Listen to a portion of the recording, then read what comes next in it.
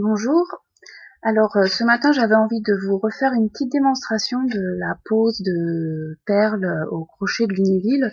Je sais que beaucoup d'entre vous me réclament souvent, enfin un peu plus de vidéos. Donc voilà, c'est mon jour de bonté. Donc je vais vous montrer comment on pose des perles au crochet de Lunéville. Alors le crochet c'est une pointe qui est en hameçon. C'est un crochet tout simplement, mais qui est vraiment tout petit, qui est monté sur un manche. Et les perles, alors ici c'est de la perle de rocaille qui mesure 1,7 mm de diamètre, donc on est vraiment sur des toutes petites dimensions. Et quand on débute, généralement les perles sont un petit peu plus grosses parce que c'est plus facile de les sentir avec sa main gauche. Donc ces perles, elles sont montées sur une bobine. Je vais passer le fil de perles sous le métier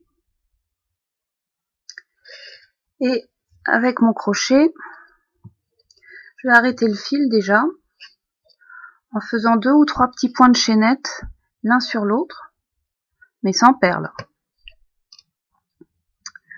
Voilà, une fois que mon fil est arrêté, je vais avec ma main gauche prendre un certain nombre de perles dans ma main et une par une,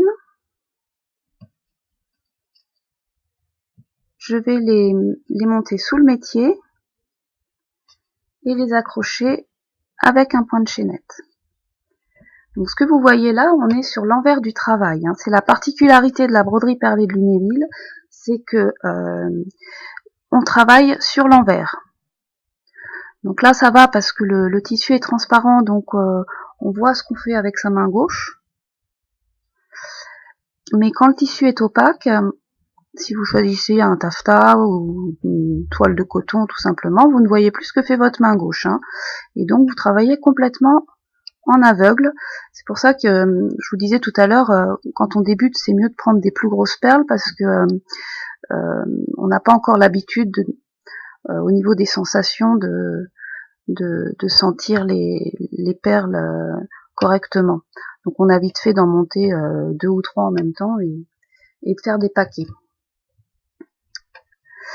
Voilà, donc là je contourne l'ensemble de la feuille de chêne. Alors ce que vous voyez, c'est vraiment une partie infime de ce que j'ai à faire parce que le motif est très très grand.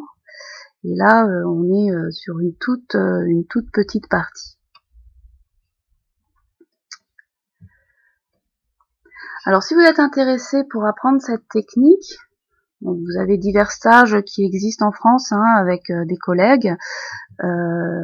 Sinon, sur ma boutique en ligne de mon site internet, je vends des cours de broderie perlée par correspondance.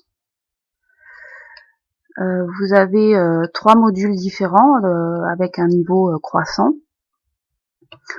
Bon, c'est comme si vous êtes loin d'un lieu de stage, c'est une solution pour vous si vous voulez apprendre cette technique.